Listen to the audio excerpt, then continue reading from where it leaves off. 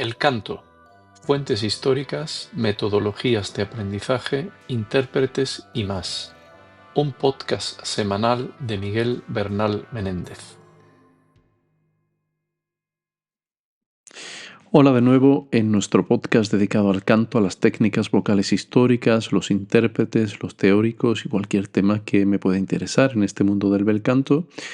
Hoy con un capítulo dedicado a una pareja de padre e hijo.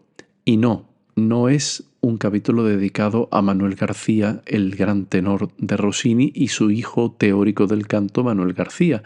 Básicamente porque esto está un poquito visto ya.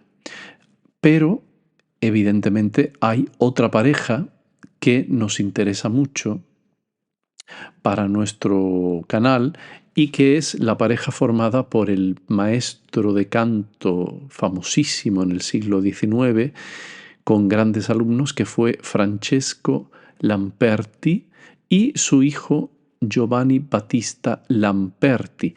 Muchas veces he leído por ahí en algunos artículos, en papers, en recensiones en internet, porque claro, sobre el canto se escribe mucho, hablar de Lamperti, y muchas veces se confunden estos dos personajes, y cuando son padre e hijo. Como digo, los García, toda la saga García, se trata mucho de ella, hay mucha documentación, pero no hay tanta documentación sobre la obra y la trayectoria artística de los Lamperti. Hay que entender que Francesco Lamperti, que había nacido en el año 1811, fue un gran profesor y que tuvo grandes alumnos, y entre ellos alguien que seguramente os sonará, el gran tenor Julián Gayarre, muerto demasiado prematuramente. Pues Julián Gayarre, cuando fue a Italia, fue a Milán, la cuna, digamos, en el siglo XIX de los estudios de canto. También hay que entender que ahí estaba el teatro de a la Scala, donde pasaban los mejores cantantes del mundo, ¿no? Y pues Gayarre fue al Conservatorio de Milán a estudiar con Francesco Lamperti, que fue el que le dio el gran toque, ese toque maestro que luego demostraría protagonizando, por ejemplo, para Donizetti, Il Duca d'Alba, ¿no? La ópera Il Duca d'Alba. El hijo, Giovanni Battista Lamperti, había nacido en 1839 y atravesó la frontera del siglo XX muriendo en 1910. También fue un gran profesor y estimado profesor que tuvo también alumnos muy destacados. Ahora comentaré algunos de estos alumnos. Y ambos dos conocemos su trayectoria no solamente por sus alumnos, sino por sus escritos teóricos y prácticos sobre el canto. En este caso, el primero que quiero comentar es el tratado de Francesco Lamperti, padre, que tuvo tal importancia que se tradujo al castellano en el año, creo que era 1865, digo bien, 1865, se tradujo al castellano, y el mismo Lamperti lo dedica a este volumen, que se puede encontrar en la Biblioteca Nacional de España, lo dedica a la reina Isabel II. Concretamente, dice: a Su Majestad Católica, doña Isabel II, reina de España, dedica esta obra humildemente el autor. Bueno, pues esta primera obrita de canto, de tratado de canto de Francisco Lamperti, como reza el título, la portada del tratado, se titula Guía teórico-práctica elemental para el estudio del canto, dictada a sus... lo veo muy pequeño, a ver si lo puedo aumentar. Aquí está. Dictada a sus discípulas del Real Conservatorio de Milán por el profesor Francisco Lamperti, caballero de San Mauricio y San Lázaro, socio honorario de la clase de compositores de la Academia de Santa Cecilia en Roma, etcétera, etcétera. Pone los precios: editor Antonio Romero, Madrid, calle de Preciados, número 1. Bueno, pues como veis, aquí está este tratado, que, como digo, tuvo tanta importancia que fue incluso traducido a- a- al castellano.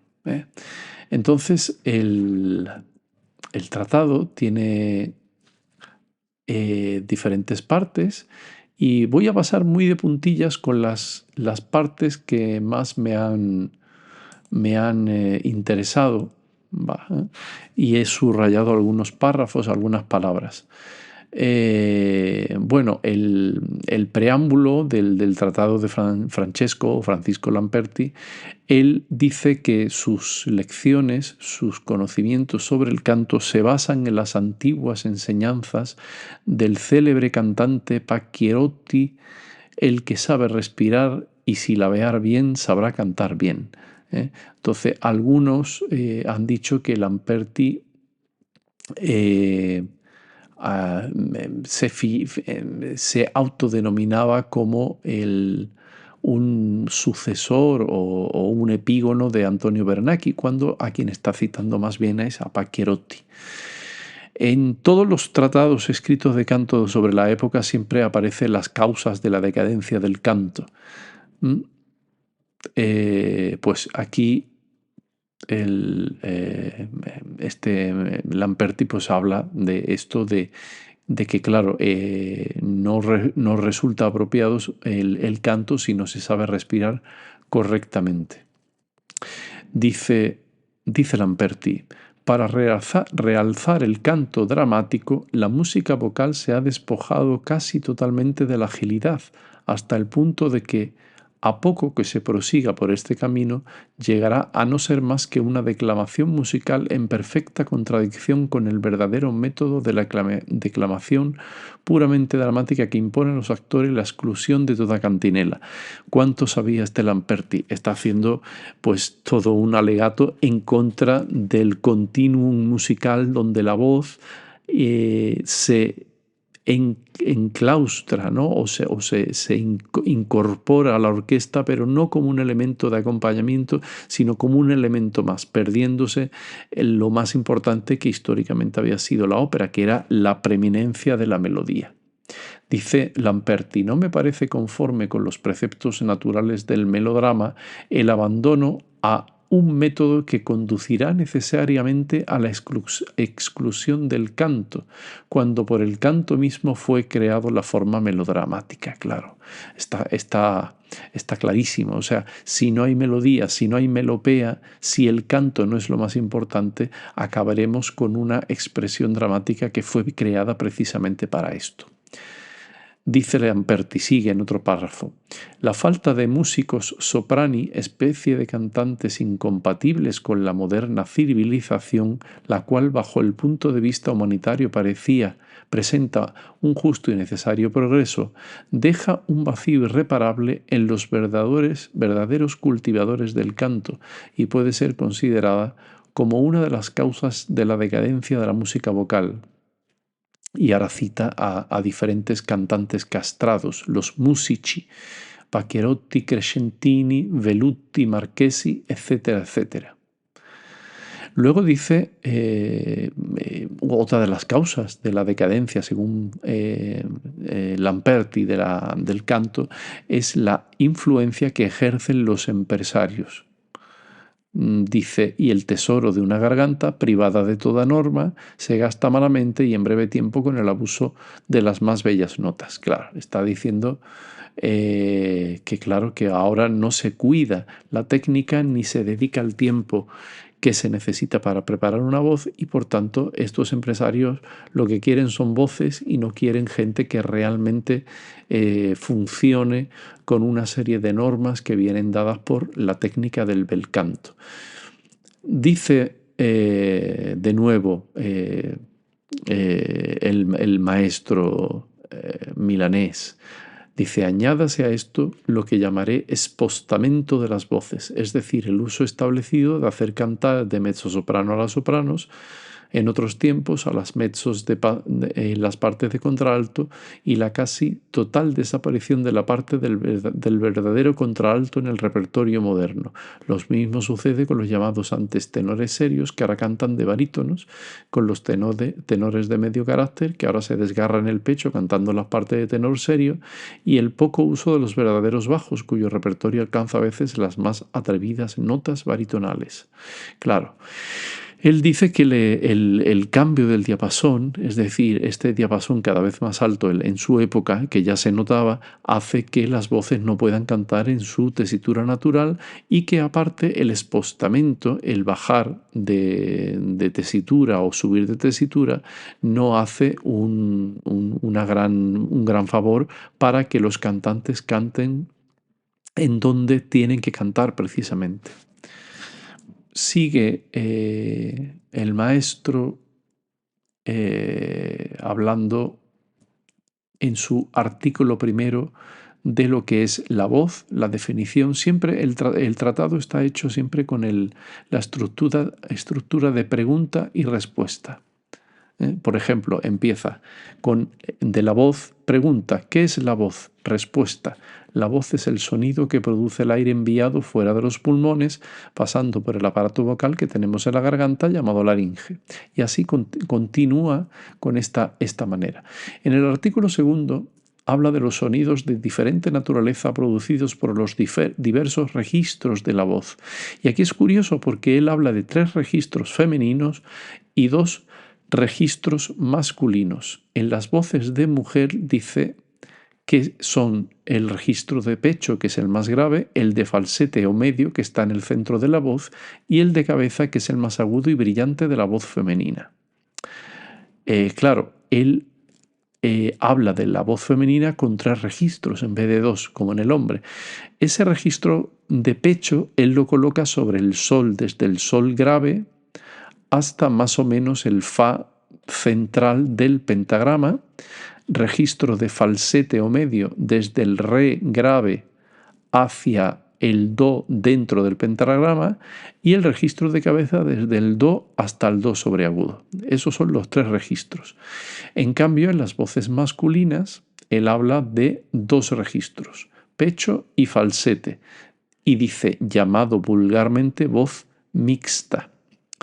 En esto, él habla que el registro de pecho va en toda la extensión de las voces masculinas, desde el fa grave hasta el fa agudo, eso sería todo registro de pecho, pero ya dice que el registro de falsete o mixto comienza en el la central y llega al do sobreagudo.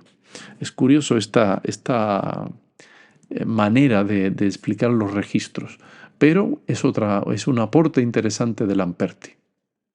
El artículo 3 habla de la posición de la persona, de la boca y del aparato vocal. La posición de la persona se refiere a lo que los italianos llamaban portamento di persona, es decir, a la manera de estar. Dice que la boca ha de estar siempre como sonriendo. Esto me ha parecido interesante porque se adecúa muy bien a toda la teoría del 18. El artículo 4 habla de la respiración, donde habla de respiración entera cuando se hace lenta y completa y media respiración cuando esa respiración es por gravitación súbita. El artículo 5 habla de los timbres, lo que nosotros conocemos hoy por el color de la voz, y habla de 2 timbres, el abierto y el cerrado, y que el abierto es el timbre más habitual y el que se debe de utilizar casi siempre. Y también es interesante porque Lamperti dice que no ha de confundirse el timbre o color abierto con un timbre blanco y esguajato, lo pone en italiano. Aquí dice, hablando de los timbres, que se adhiere a la opinión de Mancini. Ya sabemos que esta gente leía y sabía de lo que hablaba y se refiere al gran castrato, maestro de canto en Viena, Giambattista Mancini, del que ya hemos hablado en este canal. El artículo 6 habla de la emisión de la voz, lo que se refiere a el ataque de los sonidos y dice que se practica en 4 modos diferentes. El primero es el ataque con voz sonora, pero sin forzarla y apoyándola en el aire. La segunda manera consiste en atacar el sonido con voz sonora y ir yendo hacia el piano de manera gradual. La tercera manera es yendo del pianísimo hasta el más fuerte, y la cuarta es yendo al pianísimo, al fuerte y disminuyendo poquito a poco. Pues son 4 maneras, 4 ejercicios de colocación de la voz de menor a mayor dificultad de las que habla el maestro. Aquí de nuevo habla de la influencia que él ha tenido leyendo a Mancini. El artículo 7 habla del apoyo de la voz sobre el aire, siempre se entiende. El artículo 8 de la vocalización o agilidad. Y habla de 4 tipos igualmente de ejercicios o de articulaciones en la agilidad. Habla de la agilidad de portamento, la agilidad legata, la agilidad piquetata o picada y martellata o martilleada. Son las 4 maneras de trabajar los ejercicios de agilidad. Y comenta que la manera más habitual o más sencilla de atacar primero es utilizando la agilidad legata. Aún más dice que los ejercicios útiles deben ser melódicos y de buen gusto. Su calidad y género, no su cantidad, es lo que puede hacer a un discípulo un buen cantante. El artículo 9 sigue el maestro, habla del portamento y ligado de los sonidos, donde analiza con una serie de gráficos cómo se anticipa una nota cuando se hace algún intervalo. También dice que el que no liga no canta. No habla propiamente de portamento di voce, pero sí de esta legatura para unir los sonidos de manera perfecta. El artículo 10 habla de reglas generales para estudiar con aprovechamiento. Siguiendo con el tratado, el artículo 11 habla de la pronunciación y luego ya nos coloca una serie de ejercicios de vocalización para pasar al artículo 12, dice aplicación de la regla para el apoyo de la voz. Esto es muy interesante. Es decir, él habla que el aliento, el aire, no ha de empujarse ni esforzarse, siguiendo la terminología del 19, sino que la respiración más arriba que se cante, más contenida debe ser. Es decir, se debe de retener la respiración, el aire, a la hora de cantar. El artículo 13 habla del modo de atacar los sonidos, donde ya nos coloca una serie de ejercicios y habla de ejercicios con sonidos inmediatos, ejercicios para apoyar a la voz, todo esto son vocalizaciones, saltos de sexta, saltos de octava, ejercicios de octava, vamos a ver, ejercicios para la agilidad. Es decir, en este capítulo ya añade dentro del texto un montón de ejercicios para practicar todos estos conceptos teóricos que Lamperti nos ha puesto. Hay otro ejercicio para estudiar el grupeto,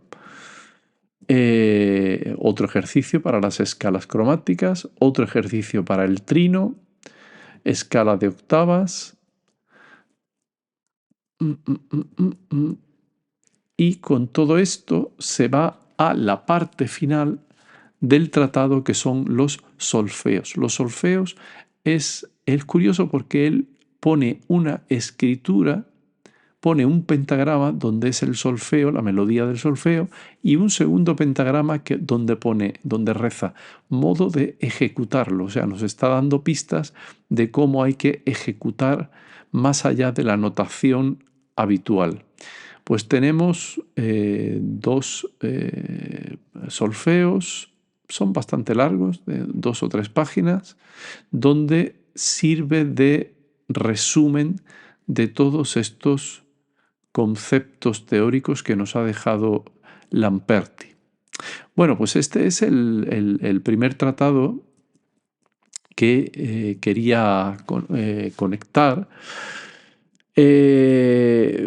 También es importante un poco el resumen, donde una vez que ha escrito los solfeos que he comentado, el final, digamos, el resumen final de una página que coloca Francesco Lamperti, dice que debe a toda costa evitarse en la enseñanza el estudio de las óperas modernas, cuyo canto puramente dramático es nocivo para el desarrollo y cultura de las voces en general, y en particular de las femeninas, que sin excepción deben ejercitarse en el repertorio antiguo de las óperas Bellini, Donizetti y preferentemente a todas con las de Rossini. Dice, para los tenores y bajos podría hacerse también alguna excepción, puesto que el nuevo repertorio no carece de ciertos cantos que no les serán perjudiciales, aunque por todos estilos será siempre más provechoso y menos expuesto el repertorio antiguo, el cual, lo repito, deben dedicarse sin excepción de ningún género las voces femeninas.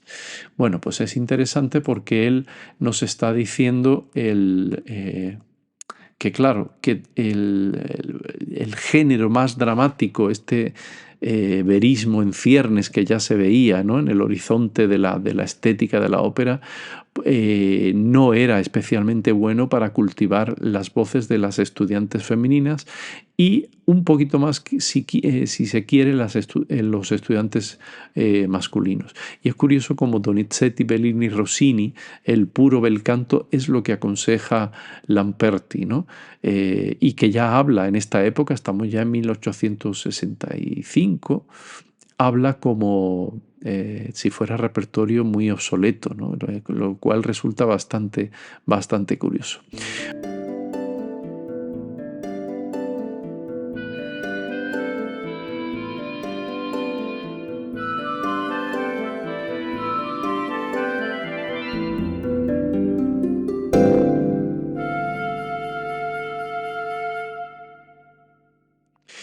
Bueno, una vez analizado muy sucintamente aquellos párrafos, aquellos comentarios de Francesco Lamperti, maestro que fue del Conservatorio de Milán, más de 20 años, y luego de manera privada, quería ir a el hijo, que por lo que yo he podido leer, no tuvo un rapporto, como dicen en italiano, como se dice en italiano, no tuvo una relación demasiado buena con su padre. De hecho, a pesar de que toda la profesión la aprendió primero como corista en el coro, en coro de iglesia, y luego estudió piano, estudió órgano, y luego lo que fue interesante para él fue el aprendizaje junto a su padre, porque actuaba como pianista repertorista, como pianista acompañante en la clase de su padre Francesco, pero parece ser que su padre pues no tenía muy buena relación con él y no confiaba mucho en que él se ganara la vida como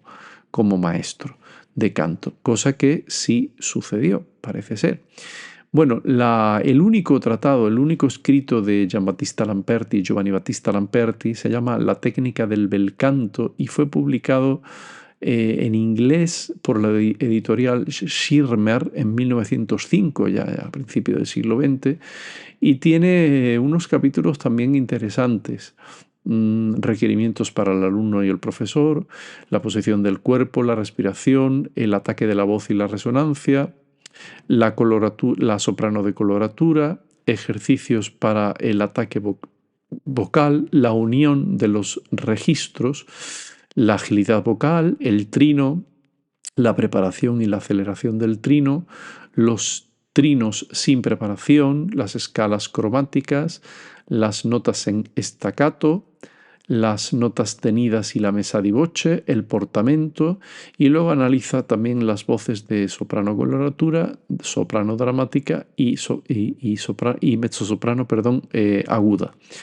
Observaciones sobre el cambio de registro, las voces más graves masculinas y femeninas, y luego analiza también la voz de tenor y las voces más graves de hombre, de barítono y bajo. algunos apuntes sobre el estilo musical, algunos apuntes sobre el estudio de los roles y algunos apuntes para terminar sobre la higiene de la voz. Pues es interesante también la lectura de Giovanni Battista Lamperti, porque también fue un profesor que tuvo alumnos, al menos si hacemos caso a sus alumnos, tuvo alumnos muy, muy, muy importantes como Marcella Sembridge. Uno de sus alumnos publicó en Estados Unidos, se dedicó a tomar notas en sus lecciones con el maestro Lamperti, el hijo, Giovanni Battista, y publicó un pequeño manual que resumía las notas que había tomado en sus clases y que lleva por título Vocal Wisdom Maxims of Giovanni Battista Lamperti. El sujeto, el alumno en cuestión, es William Earl Brown, que publica este libro, aunque yo tengo una edición, lo tengo aquí delante, del año 2010 en Estados Unidos. El original se publicó en el año 1923. Dice Vocal Wisdom Máximas de Giovanni Battista Lamperti, maestro de Marcella Sembridge, Roberto Estaño, Hastreiter and other famous singers, y otros cantantes famosos, grabado y explicado por su alumno y asistente William Earl Brown. Hay un actor actual que se llama William Earl Brown, pero no es este. Este fue un alumno de canto y empresario también, que tuvo también sus alumnos luego, y es interesante. Bueno, los temas, pues como podéis imaginar, van desde los temas más habituales del canto, el apoyo, la ecualización, la unión de los registros, etcétera, etcétera. Pero es interesante echar un vistazo porque, digamos, es un resumen de toda la escuela de Lamperti, pasado por su hijo y resumida por él, William Earl Brown, el alumno de este. Bueno, pues por hoy creo que os he dejado información interesante. Son libros que se pueden localizar, el de Francesco Lamperti en internet, por supuesto, y en la Biblioteca Nacional de España.